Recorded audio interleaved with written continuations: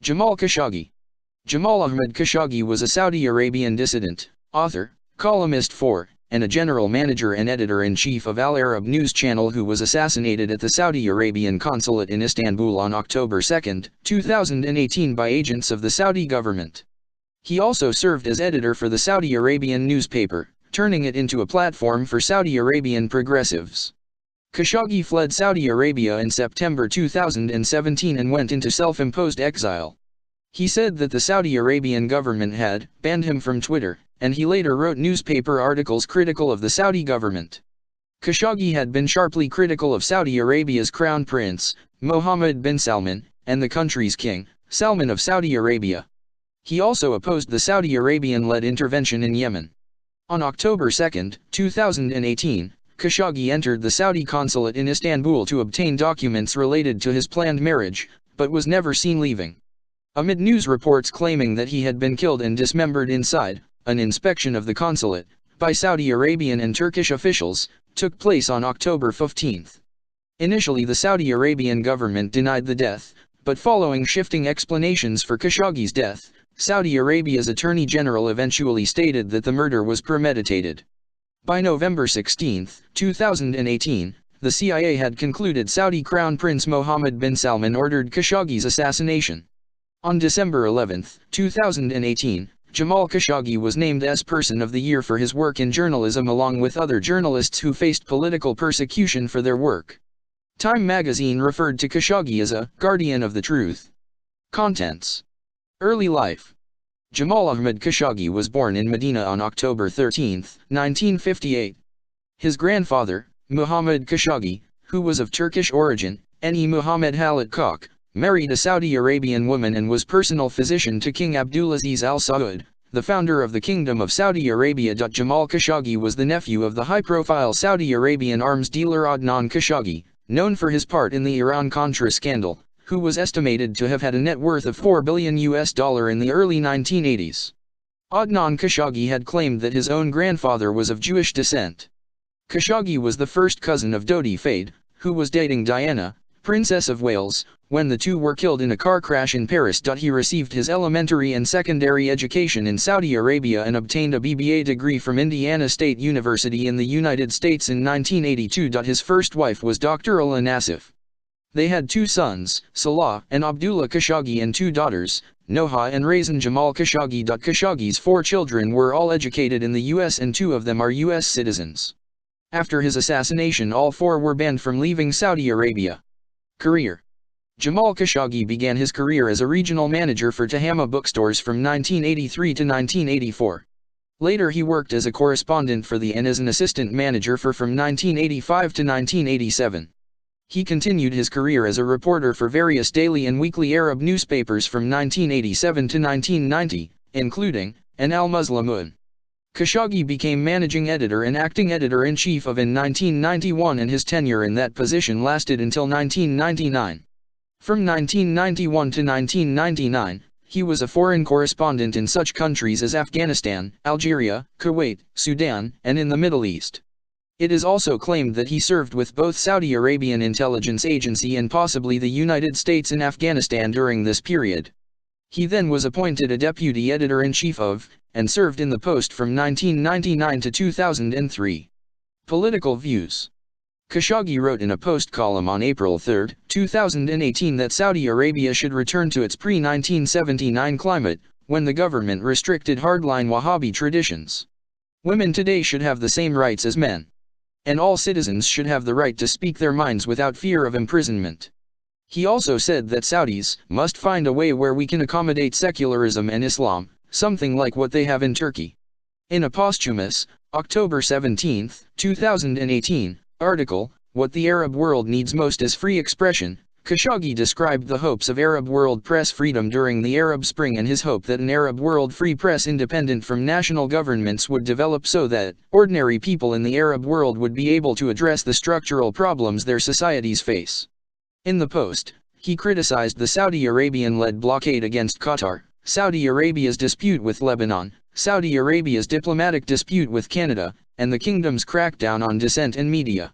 Khashoggi supported some of Crown Prince's reforms, like allowing women to drive, but he condemned Saudi Arabia's arrest of Lujain al-Hathlul, who was ranked third in the list of top 100 most powerful Arab women 2015, Eman al-Nafyan, Aziza al-Youssef, and several other women's rights advocates involved in the Women to Drive movement and the anti-male guardianship campaign. Speaking to the BBC's, Khashoggi criticized Israel's settlement building in the occupied Palestinian territories, saying, "There was no international pressure on the Israelis and therefore the Israelis got away with building settlements, demolishing homes." Appearing on Qatar-based Al Jazeera TV's program Without Borders, Khashoggi stated that Saudi Arabia to confront Iran must re-embrace its proper religious identity as a Wahhabi Islamic revivalist state and build alliances with organizations rooted in political Islam such as the Muslim Brotherhood, and that it would be a big mistake if Saudi Arabia and Muslim Brotherhood cannot be friendly. Khashoggi criticized the Saudi war on Yemen, writing, "The longer this cruel war lasts in Yemen, the more permanent the damage will be. The people of Yemen will be busy fighting poverty, cholera, and water scarcity and rebuilding their country. The Crown Prince Mohammed bin Salman must bring an end to the violence, and Saudi Arabia's Crown Prince must restore dignity to his country by ending Yemen's cruel war." According to Khashoggi, Lebanon's Prime Minister Saad Hariri's forced resignation in a live television broadcast from Saudi Arabia on November 4, 2017, could in part be due to the Trump effect, particularly the US president's strong bond with MBs.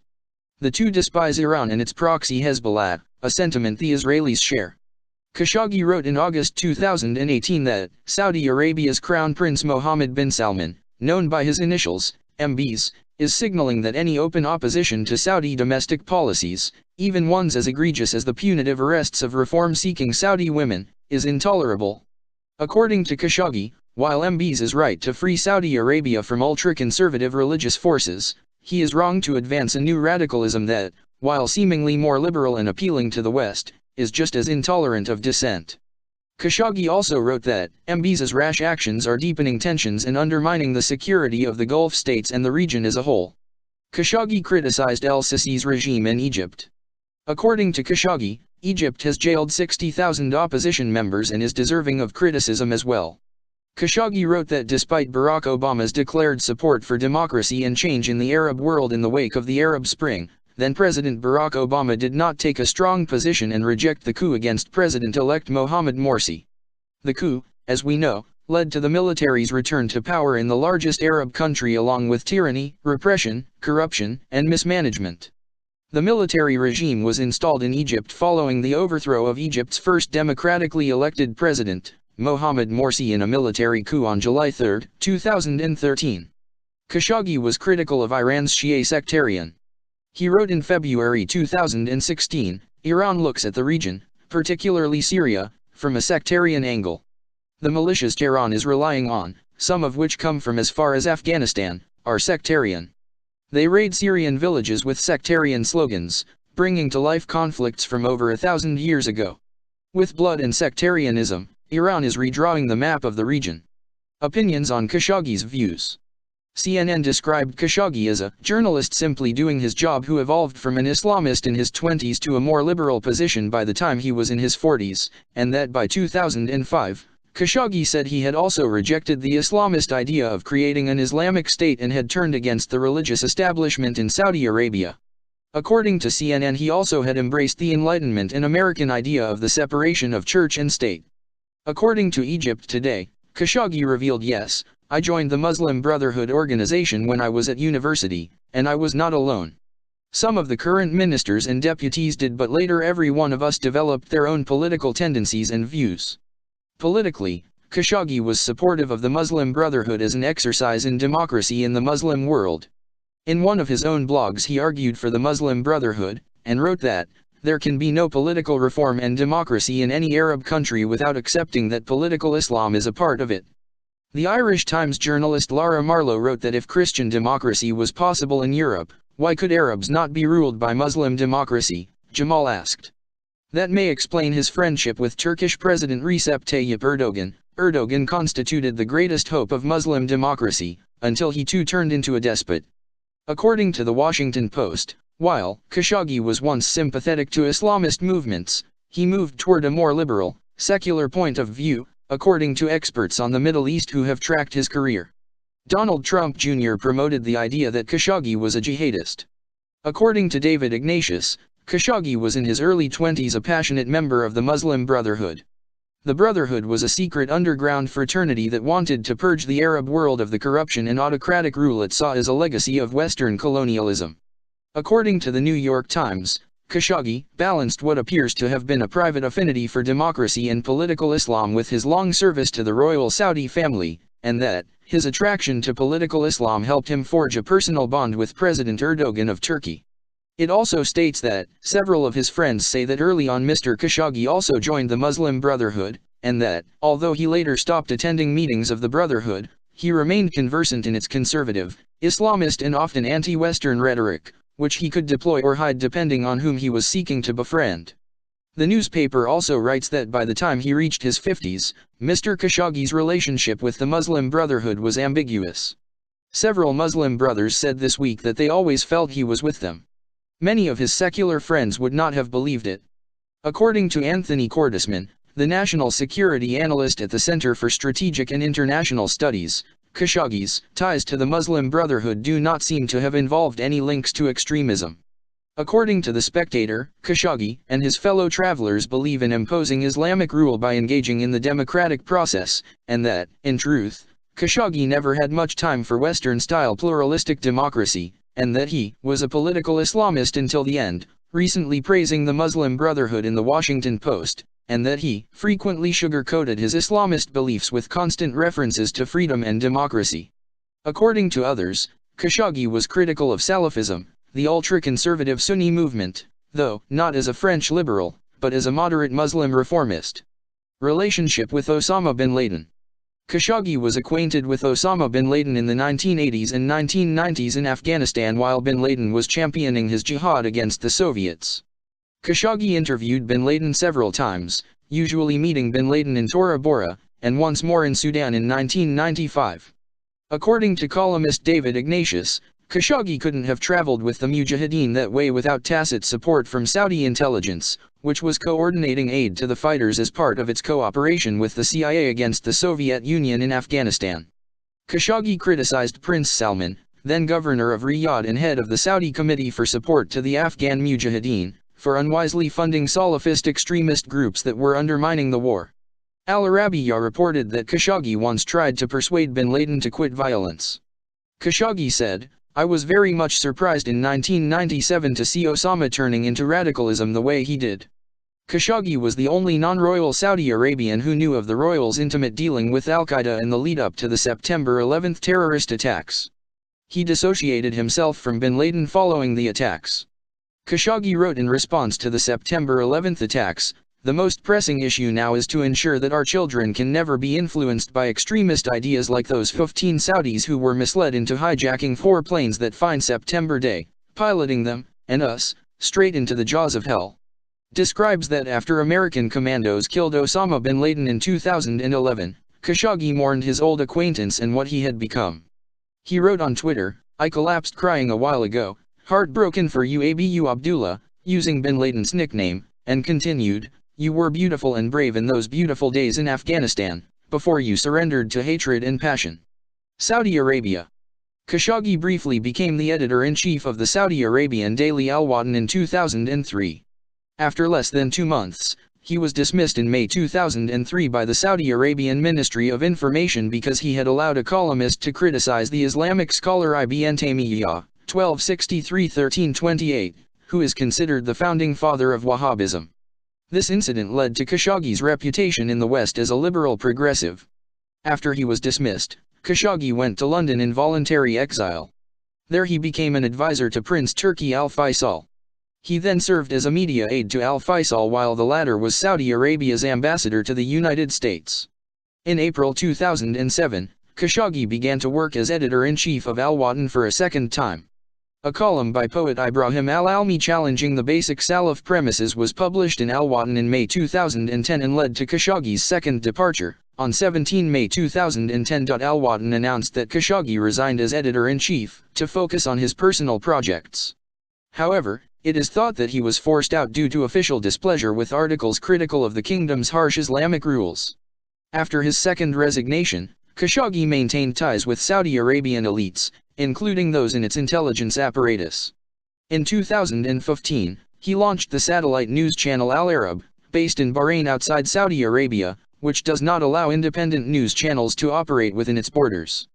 The news channel was backed by Saudi Arabian billionaire Prince Al Walid bin Talal and partnered with U.S. financial news channel Bloomberg Television.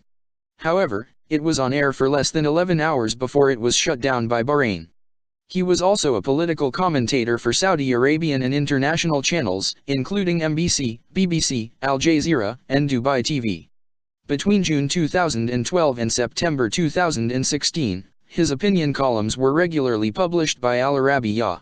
Citing a report from Middle East Eye, said in December 2016 that Khashoggi had been banned by Saudi Arabian authorities from publishing or appearing on television for criticizing U.S. President-elect Donald Trump. The Washington Post. Khashoggi relocated to the United States in June 2017 and began writing for in September 2017. In September 2017, Prince Mohammed bin Salman, who felt that Khashoggi's work was tarnishing his image, told Turki Aldakil that he would go after Khashoggi with a bullet. The New York Times reported that Khashoggi was a victim of a cyberbullying campaign before he was killed. Saudi Arabia used an online army of Twitter trolls to harass Khashoggi and other critics of the Saudi regime. Former U.S. intelligence contractor Edward Snowden accused the Saudi government of monitoring some of Khashoggi's telephone conversations using Pegasus, an IOSPware tool. According to, with almost 2 million Twitter followers, he was the most famous political pundit in the Arab world and a regular guest on the major TV news networks in Britain and the United States. In 2018, Khashoggi established a new political party called Democracy for the Arab World Now, posing a political threat to Crown Prince Mohammed. In December 2018, The Washington Post revealed that Khashoggi's columns at times were shaped by an organization funded by Saudi Arabia's regional nemesis, Qatar, including by proposing his topics, giving him drafts, goading him, and giving him research. Assassination. Khashoggi entered the Saudi Arabian consulate in Istanbul on October 2, 2018 in order to obtain documents related to his planned marriage. As no CCTV recorded him exiting the consulate, he was declared a missing person amid news reports claiming that he had been dismembered inside the consulate. An inspection of the consulate, by both Saudi Arabian and Turkish officials, took place on October 15. Turkish officials found evidence of tampering during the inspection and evidence that supported the belief that Khashoggi had been killed. Initially, the Saudi Arabian government denied the death and claimed that Khashoggi had left the consulate alive, but 18 days later said that he had died inside during a fist fight. This was contradicted on October 25 when Saudi Arabia's Attorney General stated that the murder was premeditated. 18 Saudis were arrested, including the team of 15 who had been sent to confront him. There is concern that many Saudi critics have gone missing in suspicious ways. The U.S. President and several U.S. senators remain divided as to which, if any, economic or other sanctions should be applied to Saudi Arabia. The Middle East correspondent of The Independent, Patrick Coburn, wrote that the killing of Jamal Khashoggi is by no means the worst act carried out by Saudi Arabia since 2015, though it is much the best publicized. Saudi leaders imagined that, having got away with worse atrocities in Yemen, that any outcry over the death of a single man in the Saudi consulate in Istanbul was something they could handle. Investigations, including communication intercepted by the U.S., has since suggested that Crown Prince Salman had given direct orders to lure the journalist into the embassy, for what was intended to be an illegal extraordinary rendition of Khashoggi back to Saudi Arabia. Vanity Fair reported that several House Republicans have mounted a whisper campaign to discredit Khashoggi, or at least to knock his reputation down a few notches based on his ties to the Muslim Brotherhood, and his role as an embedded journalist who covered Osama bin Laden. The campaign to discredit Khashoggi, which might have once been executed surreptitiously, is now front and center on Twitter and echoing on Fox News.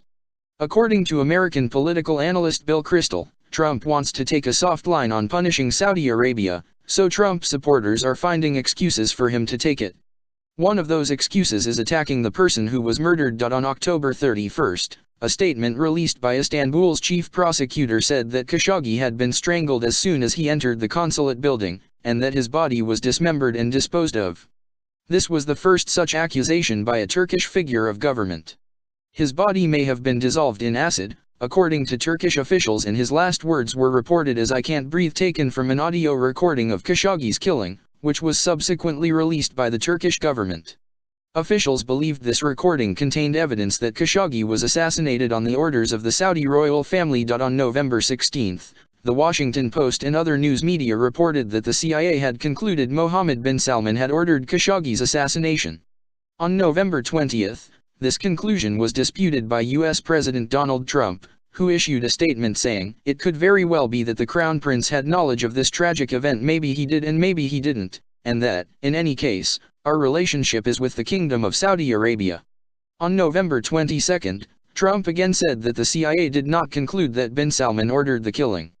Trump's statements were criticized by congressional representatives from both parties, who promised to investigate the matter. Adam Schiff, the top Democrat on the House Intelligence Committee, who was briefed by the CIA on the agency assessment, accused President Trump of lying about the CIA findings. On December 13, in opposition to the White House's position, the United States Senate unanimously passed a resolution that held Saudi Crown Prince Mohammed bin Salman personally responsible for the death of Khashoggi. On the same day, the Senate voted 56 to 41 to pass legislation to end U.S. military aid for the Saudi Arabian-led intervention in Yemen, a vote attributable to senators' desires to punish Saudi Arabia for the Khashoggi murder and for the humanitarian crisis in Yemen, including a famine and human rights violations. This was the first ever invocation of the War Powers Act by the Senate. The U.S. House of Representatives narrowly blocked consideration of any War Powers resolution restricting U.S. actions relating to Yemen for the duration of the year. March 2019 saw Interpol issue red notice of 20 people wanted in connection to the Khashoggi slaying. Personal life. Khashoggi was described as an observant Muslim. At the time of his death, Khashoggi was planning to marry Hatice Cengiz, a 36-year-old PhD candidate at a university in Istanbul. The two had met in May 2018, during a conference in the city.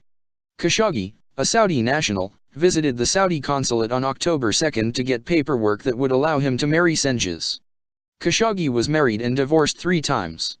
His first marriage was to Rawia al-Tanisi, by whom he had 2 sons and 2 daughters. Legacy. There have been calls to rename the streets with the Saudi embassy to Khashoggi Street, or equivalent. In London, Amnesty International put up a sign with that name outside the Saudi embassy, 1 month after Khashoggi disappeared into the Saudi consulate in Istanbul. In Washington, D.C. a petition was started to rename the street outside the Saudi embassy as Jamal Khashoggi Way. In late November 2018, local officials voted to rename the street in honor of Jamal Khashoggi. It will next have to be approved by the City Council. In December 2018, Khashoggi was named as a Time Person of the Year for 2018. As of 2019, the Jamal Khashoggi Award for Courageous Journalism, or JKA, will be awarded. 5 projects will get a maximum $5,000 each in order to support investigative journalistic projects. ZipUtateUSAcommand.com